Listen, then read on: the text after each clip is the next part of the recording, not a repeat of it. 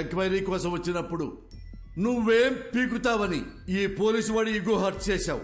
నువ్వు రిషి ఒంట్లోంచి వెళ్లేలోపు నేను ఏం పీకారో మీకు తెలియాలనే మీ ఆపరేషన్ పోస్ట్ పోన్ చేయించాను. ఇప్పుడు నువ్వెలా చచ్చిపోయావో చెప్తాను విను. ఏం బాబు, ఆ రోజు ఏం జరిగిందో చెప్పు.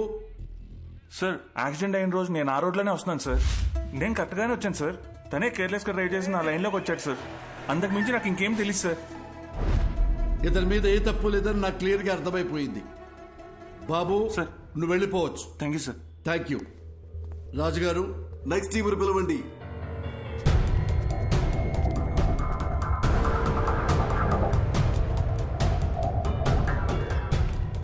అర్జున్, ఇప్పుడు వీళ్ళ కథకొద్దాం. చెప్పండియా ఏం జరిగిందో. ఈయన బస్తీలో మమ్మల్ని ఒకసారి కొట్టిండు సార్. దాంతో బస్తీలో మాకున్న ఇజ్జత్ అంతా పోయింది. మా అన్నను కొట్టిన నిడిచిపెట్టొద్దని ఫిక్స్ అయినాం. అరే వద్దురా భయ్, నా మాటిని వెళ్ళిపోదాం నడరా. ఒక్కోబే యాక్సిడెంట్ అని అబద్ధం చెప్పి రూట్ డైవర్ట్ చేసి ఆయన చంపేద్దామని ప్లాన్ చేసినాం సార్. చేవల్ల రూట్లో వాడిని ఫాలో చేసుకుంటూ పోతున్నప్పుడు అరే పెద్ద యాక్సిడెంట్ అయిందిరా. అరే ఏమన్నా దొరికిండారా? కొడుకు నేను వేసేద్దాం నడు. అరే ఇళ్ళ వర్రా, ఒక నిమిషం ఆగుర్రా. దొంగలేమోరా భయ్. అరే చచ్చిపోయిందా? మంచిగా అయిందిరా, స్పాట్లోనే చచ్చింది సాలేగాడు.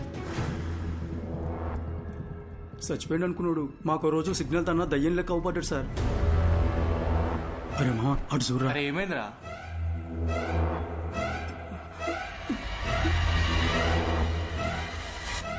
అరే బండి తీరా, జల్దీ పోనీరా పోనీ. ఇక అప్పటి నుండి దయ్యం లెక్కొచ్చి మా మీద పగబట్టి మమ్మల్ని ఏడ చంపేస్తాడు అన్న భయంతో బయట ఎక్కడా తిరుగుతలేం సార్. నిన్న మమ్మల్ని ఒకడు కర్చీఫ్ కట్టుకొచ్చి కొట్టిండు సార్. ఈయన నేనేమో భయం వేసి ఊరోదిలు పారిపోదాం అనుకున్నాం, కానీ ఇంతలోపటి మీరు పట్టుకొచ్చారు. చంపాలనుకున్న మాట నిజమే గాని మేమైతే ఆయనను చంపలేదు సార్. అర్జెంట్ గా వెళ్ళండి, లోపల ఏంట్రా. Raju sir, third team. Okay sir. 10 రోజుల ముంగట మా తాత చచ్చిపోయింది సార్. గా రోజు రాత్రి కాటికాడ కూర్చొని మేము తాగుతానప్పుడు అరే యాక్సిడెంట్ రా.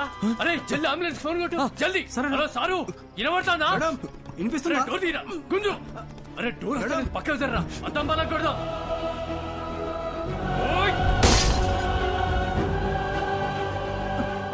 అరే అరే పట్టుకోరా. అరే ఇక్కడ చచ్చిపోయింది రా. అరే రారాబాయ్, అరే అంబులెన్స్ వస్తాను పోదాం పారా.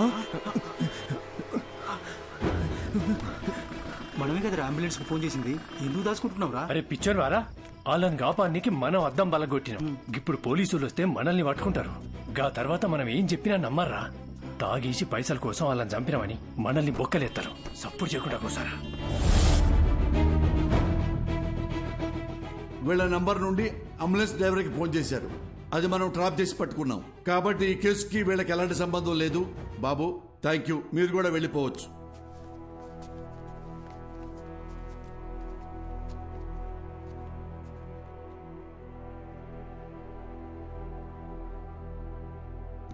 మిస్టర్ అర్జున్, అర్జున్, అర్జున్. ఏ కేసు అయినా సెన్సిటివ్ గా డీల్ చేయటం చాలా ముఖ్యం.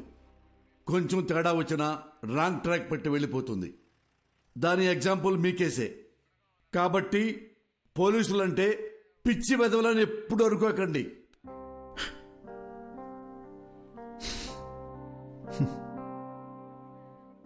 Thanks sir.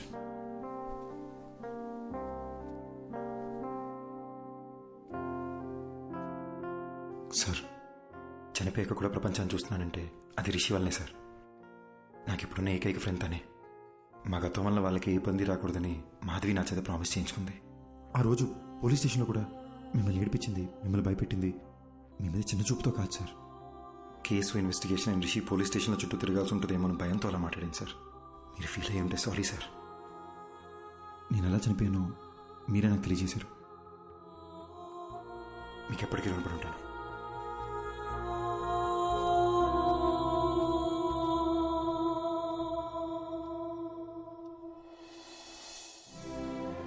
ఇన్నాళ్ళు మనల్ని ఎవరో చంపేశారనుకున్నాను. వాళ్ళని చంపేయాలన్న కోపంతో ఉన్నాను మాధవి. కానీ రిషికి ప్రాబ్లం అవ్వకూడదని ఆగిపోయాను.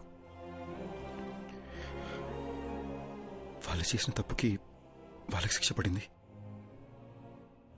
నా వల్ల బాగా బతకాల్సి నువ్వు చనిపోయావు. మరి నాకు శిక్ష ఏంటి? మా నాన్న ఎప్పుడు చెప్తుండేవాడు, జాగ్రత్త రాని. నాకిప్పుడు అర్థమవుతుంది బటర్ఫ్లై, మనకేమన్నా అయితే మనకన్నా మనల్ని ప్రేమించిన వాళ్ళు ఎక్కువ బాధపడతారని. నా ఒక్కడి తప్పు వల్ల మన ఇద్దరి జీవితాలు నాశనం అయిపోయినాయి కదా. అర్జున్, యాక్సిడెంట్ జరగడానికి నేను కూడా కారణమే. ఆ యాక్సిడెంట్లో నీకొక్కడికే ఏదైనా అయ్యుంటే అది చూసి నేను బతికుంటానని ఎలా అనుకున్నావు? You are my world. చనిపోయాక కూడా నీతోనే ఉన్నాను. నాకు అదే చాలు.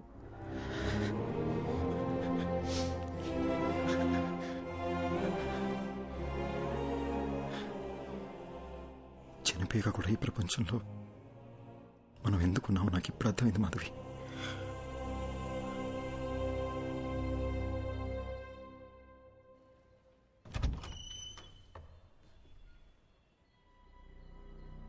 ఎవరు బాబు మీరు? ఏంటి ఆలోచిస్తున్నారు? నేను అడుగుతూనే ఉన్నాను, మీ పాటికి మీరు లోపలికి వచ్చేస్తున్నారు. అసలు మీకేం కావాలి? ఎవరండి? ఎవరో తెలియట్లేదు పద్మ. ఎవరు బాబు? చెప్పడం లేదు. కావాలి. మీరు ఇలా రండమ్మా.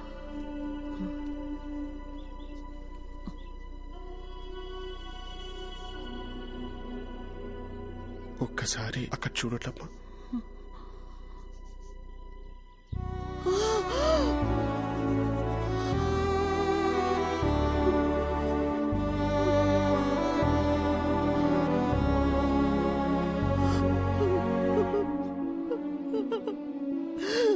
అర్జున్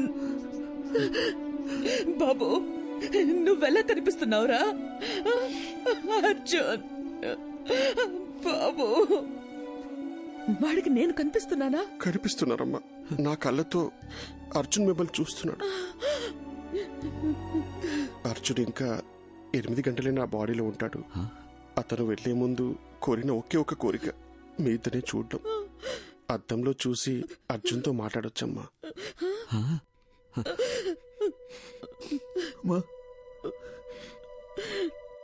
వినిపిస్తుందమ్మా? వినిపిస్తుంది, చెప్పు నాన్న.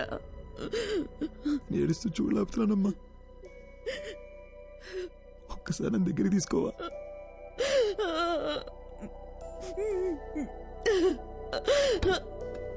అయ్యో,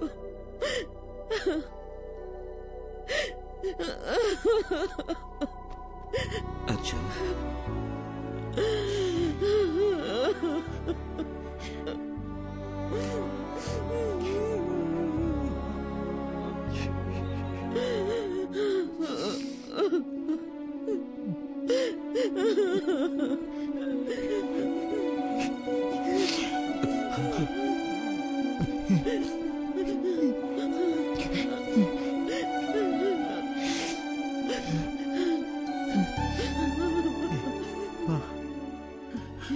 ఆకలేస్తుందమ్మా.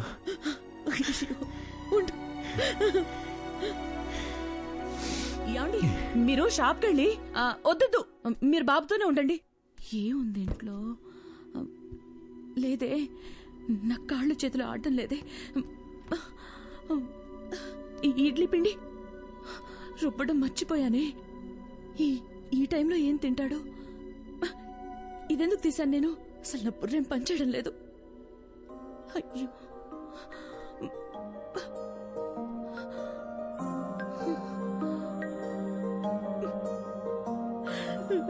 ఏమో నాన్న, ఏం చేయాలో తోచడం లేదురా. ఏడకూడదమ్మా.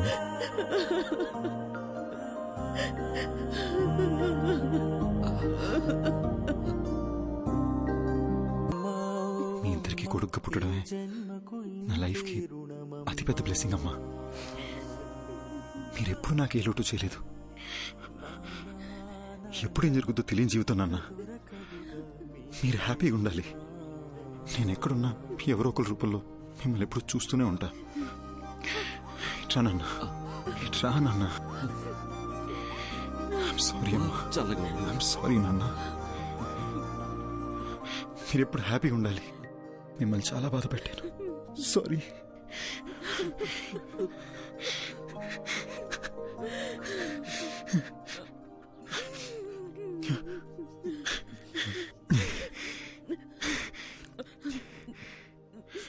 వెళ్ళొస్తానమ్మా.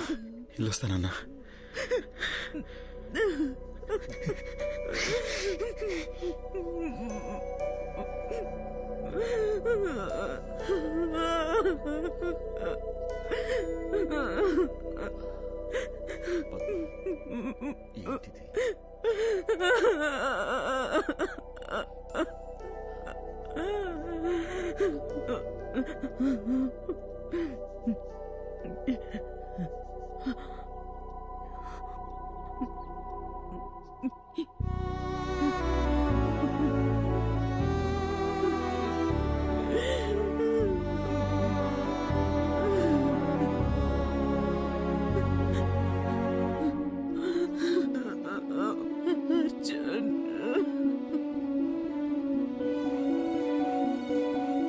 థ్యాంక్స్ అర్జున్.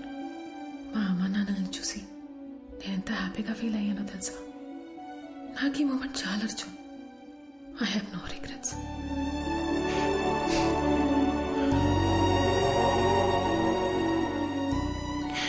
ఎవరైనా ప్రేమిస్తే జీవితాంతం తోడుంటానంటారు, కానీ నువ్వు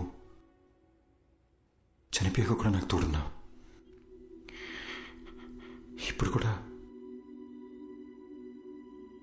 మనం ఈ ప్రపంచం నుంచి వెళ్ళిపోతున్నామనే బాధ కన్నా రేపు నువ్వు నాతో లేకపోతే నేనేమైపోతానేమోని భయంగా ఉంది Madhavi.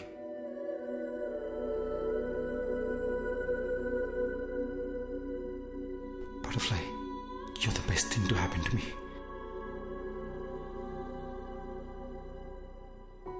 Okay, no more of this crying. నాకు నీ స్మైల్ చూడాలనుంది. I love you forever and ever.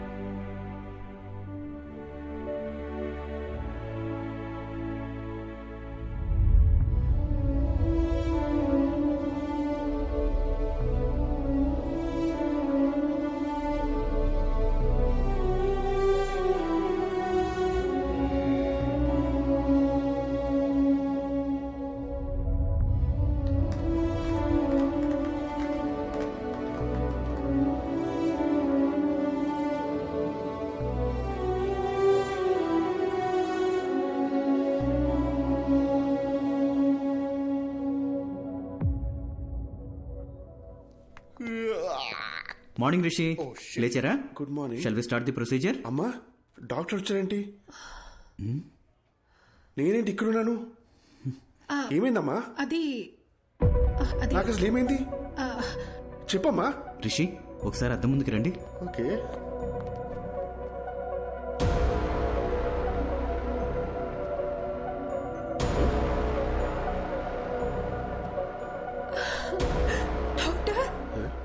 బాడీలోంచి Arjun వెళ్ళిపోయినట్టయినా నీకు సరైపోయిందిరా. నా బాడీలో ఎవరున్నారు? నాకేంటి ప్రాబ్లం? నాకు వచ్చిన ఫీవర్ కదా. అమ్మ నా బంగారమే, నీకే ప్రాబ్లం లేదురా. ఏంటి డాక్టర్ మీరు చెప్తోంది? అలాంటప్పుడు ముందే వెళ్ళిపోయిండొచ్చు కదా. అద్దంలో నీకు బదులు అర్జున్ కనిపించడం చాలా పెద్ద మిరాకిల్. నీ బాడీ నుండి బయటికి వెళ్లే దారి తెలియక అర్జున్ చాలా ఇబ్బంది పడ్డాడు. కానీ నిన్న మీ ద్వారా వాళ్ళ అమ్మ నాన్నల్ని కలవడానికి వెళ్ళాడు. అక్కడే అర్జున్ మాధవిలకి వాళ్ళ లైఫ్ కంప్లీట్ అయిన సాటిస్ఫాక్షన్ దొరుకుంటుందని నేను నమ్ముతున్నాను. అర్జున్ని మార్నింగ్ హక్ చేసుకుని సెండ్ ఆఫ్ ఇద్దాం అనుకున్నాను, కానీ దానికి అవకాశం లేకుండా అతనే వెళ్ళిపోయాడు. ఇందులో మంచి విషయం ఏంటంటే పిల్లలతో మళ్ళీ ఒకసారి సంతోషంగా టైం స్పెండ్ చేయడంతో అర్జున్ మాధవిల పేరెంట్స్ కాస్త నార్మల్ అయ్యారు. ఏమండి, ఏంటలా ఉన్నారు? నేను బాగానే ఉన్నాను కదా, మరి మీకేమైంది? అర్జున్ ఏం చెప్పాడో మర్చిపోయారా? మనం హ్యాపీగా ఉంటామని వాడికి మాట ఇచ్చాం కదా, గుర్తుందా? లేవండి, ఇలా డల్గా కూర్చోకుండా అలా వాకింగ్ చేసిరండి. వెళ్ళండి.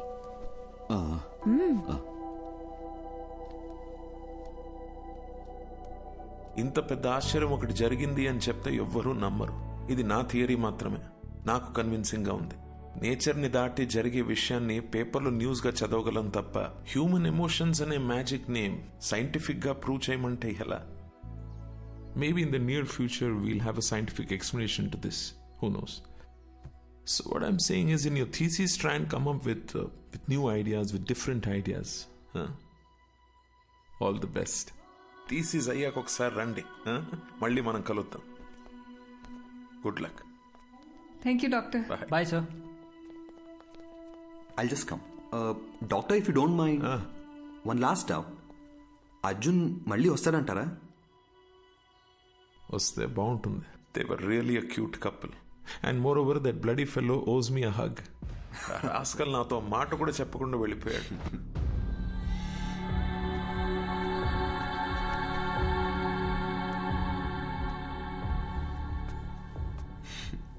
ఎందుకో హక్ చేసుకోవాలనిపించింది. What's your name again? Arjun, let's go. వస్తున్నా మాధవి. త్వరగా రా. వెళ్ళొస్తాను doctor.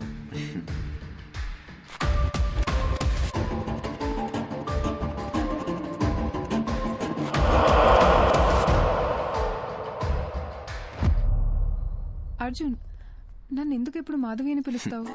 Because I love you, butterfly, and you're the best thing to happen to me. ఈ విషయం నీకు ఇప్పుడే అర్థం కాదు, టైం వచ్చినప్పుడు అర్థం అవుతుంది. Let's go.